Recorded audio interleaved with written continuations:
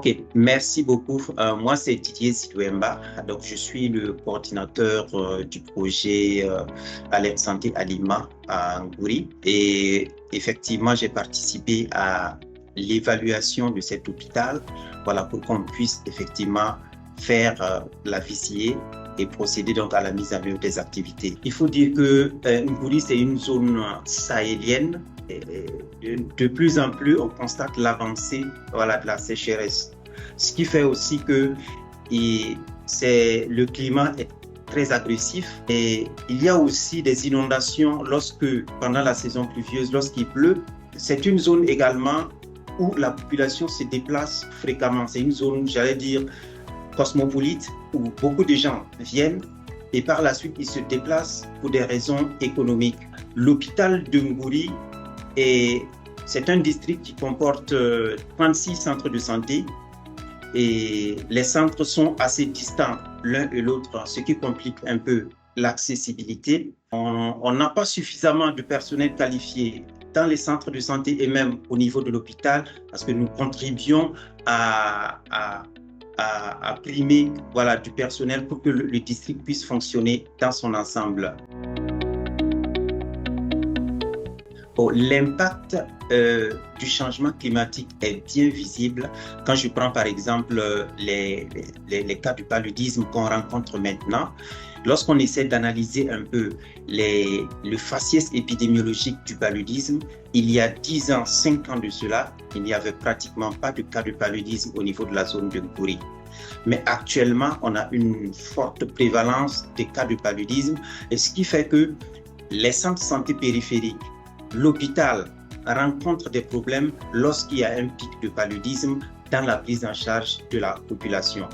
Un patient qui quitte la communauté pour venir au niveau de l'hôpital de Ngouri, il se trouve que l'hôpital est chargé, les agents sont chargés, il y a assez de patients, l'attente est trop longue et il arrive des fois que des patients soient soignés sous les arbres. Il arrive des fois que le laboratoire n'arrive pas à fonctionner parce qu'il n'y a pas d'électricité. Donc, il n'arrive pas à réaliser certains examens pour effectivement procéder à la prise en charge rapide des patients. Avec la communauté, on a pu faire effectivement cette évaluation qualitative au niveau, voilà, de Ngouri. Voilà, il faut dire que ce qu'on a retenu d'ailleurs même, c'est le pic du paludisme. Voilà, en fait, on a essayé de faire un scénario, d'identifier un scénario de choc climatique. Et du coup, l'évaluation a fait ressortir, voilà, un certain nombre d'insuffisances, je veux dire un certain nombre de problèmes que les centres de santé, notamment l'hôpital de Ngouri, rencontrent dans la prise en charge des patients lorsqu'il y a un pic de paludisme. Il y a eu assez de difficultés ou assez de problèmes qui ont été relatés par l'ensemble de la communauté. Les personnes avec qui on a fait les focus group, ils ont en tout cas élaboré un certain nombre de problèmes qui les affectent et qui posent vraiment un problème de santé lié donc à ce changement climatique. On a identifié, avec l'hôpital, nous avons travaillé en étroite collaboration pour identifier les solutions prioritaires à mettre en œuvre au niveau de l'hôpital. Et ce qui est prioritaire, c'est l'énergie pour nous. Parce que l'hôpital n'a pas de l'énergie 24 heures sur 24. Et nous dépendons des groupes électrogènes et qui ne fonctionnent pas 24 heures sur 24. Et du coup, les patients qui sont en oxygénothérapie éprouvent des difficultés lorsque les groupes ne sont pas fonctionnels. Il y a également l'évaluation, j'allais dire, de la température dans les salles de soins.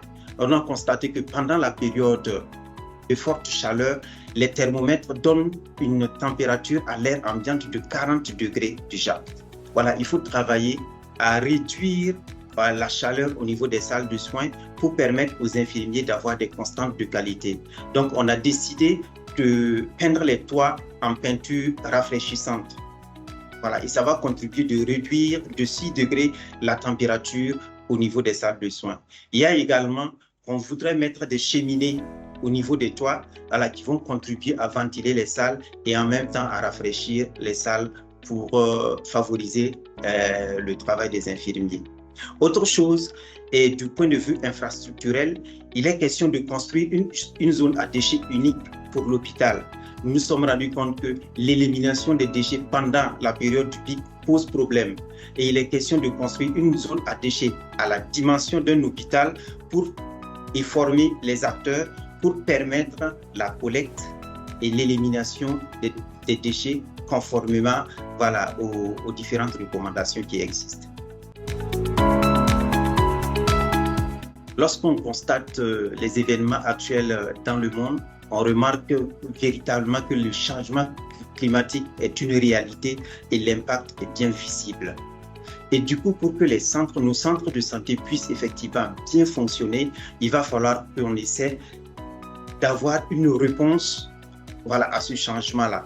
Et cette réponse à ce changement-là nous amène à mettre un certain nombre d'interventions dans nos différents hôpitaux, comme ce que nous sommes en train de faire maintenant pour effectivement être non seulement efficace dans la qualité des soins et aussi répondre à ce problématique de changement climatique qui influence négativement nos hôpitaux et la qualité des soins les programmes de soins d'une façon générale.